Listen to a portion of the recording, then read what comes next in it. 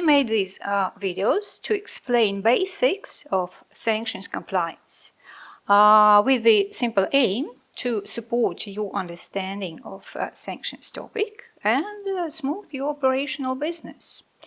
So let's begin with the very first topic of our video sessions. The first one is about sanctions legislation and responsibilities related to this to the legislation. So first of all, we have to understand what does mean sanctions. These are restrictive measures. Very simple. They restrict a target of sanctions from different kind of activities, and you, as a subject to sanctions legislation, are prohibited from engaging in business with sanctions target. Why this happens? Because restrictions mean to influence actions of the sanctions target. That means this is an alternative to using force. The main purpose of sanctions is to protect security and peace internationally, not to punish anyone. This is like crucial difference, right? So, and sanctions are an important tool at international level to fight different kind of unbehavioral, unethical activities like financial crime, terrorism financing, etc., which can pose threats to international peace and stability.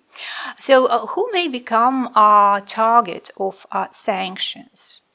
Answer is very simple, anyone actually, and any what? That means any individual, any company, organization, government, and so-called other identifiable items like aircraft or ship, right? So the next question is who has to comply with sanctions? And the answer is as simple as the previous one. So all natural and legal persons. That means anyone. As an example, we may take a look at EU sanctions. So all EU nationals. That means physical persons inside or outside of the European Union have to comply with EU sanctions. Any legal person incorporated within the EU jurisdiction has to comply with EU sanctions. And also branches of this EU company, if they are located outside of the European Union, also have to comply with EU sanctions. And also any person in respect of any business this person makes or does within EU. So everything which and everyone who touches the EU jurisdiction has to comply with EU sanctions. The same is applicable to any other country and their sanctions regimes. So speaking about the EU, whose sanctions we have to follow here? European Union sanctions, United Nations sanctions, and it's possible that your own country has its own national scope of sanctions, therefore you have to follow them as well. One pretty important note, maybe you have any touch point to the outside world and other countries, like maybe US. You have US dollars payments, for example, or you are trading with goods of the US origin. Any other sort of connection to another territory can pose you into the situation that you have to follow their sanctions as well. So you always have to keep in mind this idea. If you touch any other country in terms of your business interest, their sanctions may also be applicable to your business, and you have to follow them as well. So consider geography of those partners, other parties you have business with, if they are related to other regions and territories. Coming back to EU sanctions, they are implemented through the EU Council regulations. These publications of those legal acts happen within the EU official journal. And as soon as this legal act appears in this EU official journal, it becomes legally binding to all EU residents, physical persons, companies, and therefore, crucial point is that your internal system, most probably you use some sort of IT tool to screen sanctions, that it's important that your system timely makes updates of these EU sanctions through the updates in the EU official journal, right? Basically, EU sanctions are easy to follow. You have to subscribe to the news from the official journal, and also you may use so-called EU sanctions map.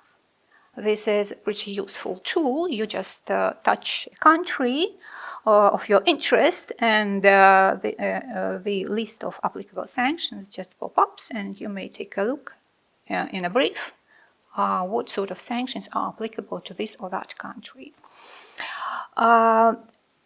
Also, we have to remember that this previously mentioned consolidated list of EU sanctions includes also United Nations sanctions, right? So sanctions imposed by UN and EU are binding to all EU states. You have to follow UN and EU sanctions.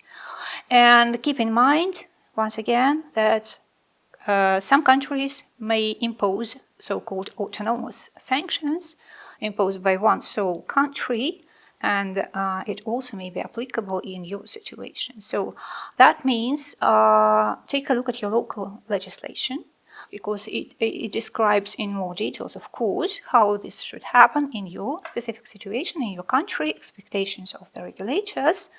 But anyway, businesses and persons are obliged to comply with the sanctions requirements, facing the risk of penalties if you are not compliant. One more detail about the sanctions, we have to understand that they are different in terms of types of sanctions and regimes of sanctions. So sanctions can restrict different kinds of activities. For example, trade restrictions, financial transactions restrictions, restrictions on diplomatic relations, movements, restrictions like travel bans.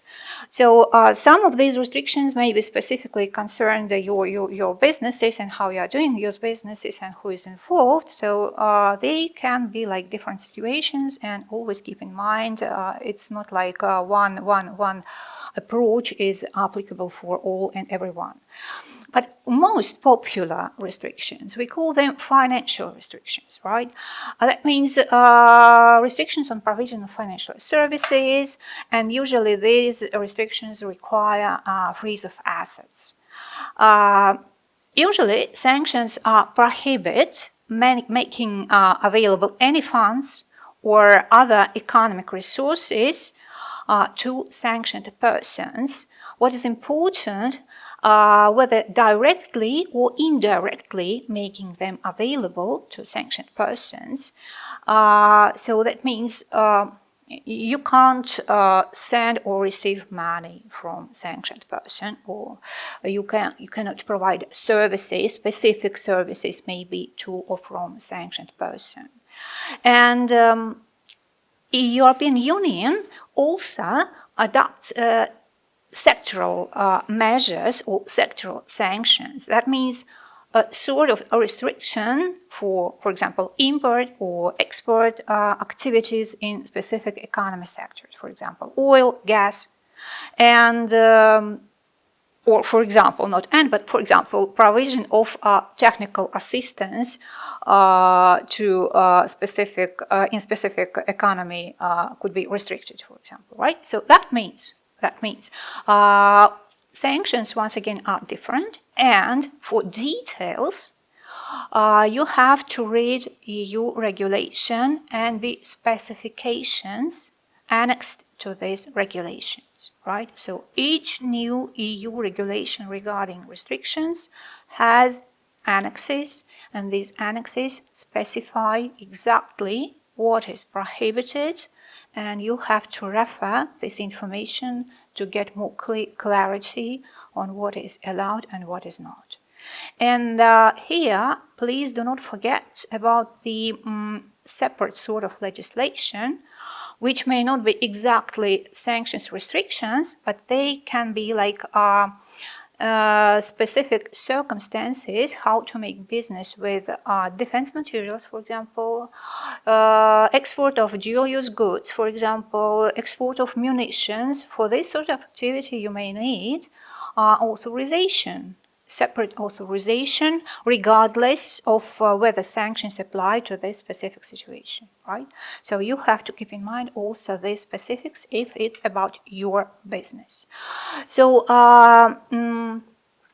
keeping in mind all this landscape of sanctions, what exactly business is expected to do?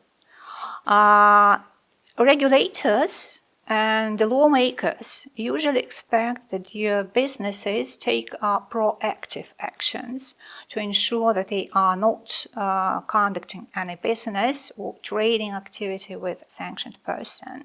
And to ensure this compliance, you as a business may need, or you have obviously this need, to screen against sanctions lists and monitor changes in those sanctions lists.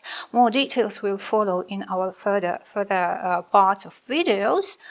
But the main idea at this moment is that you have to implement sanctions screening lists and keep them updated.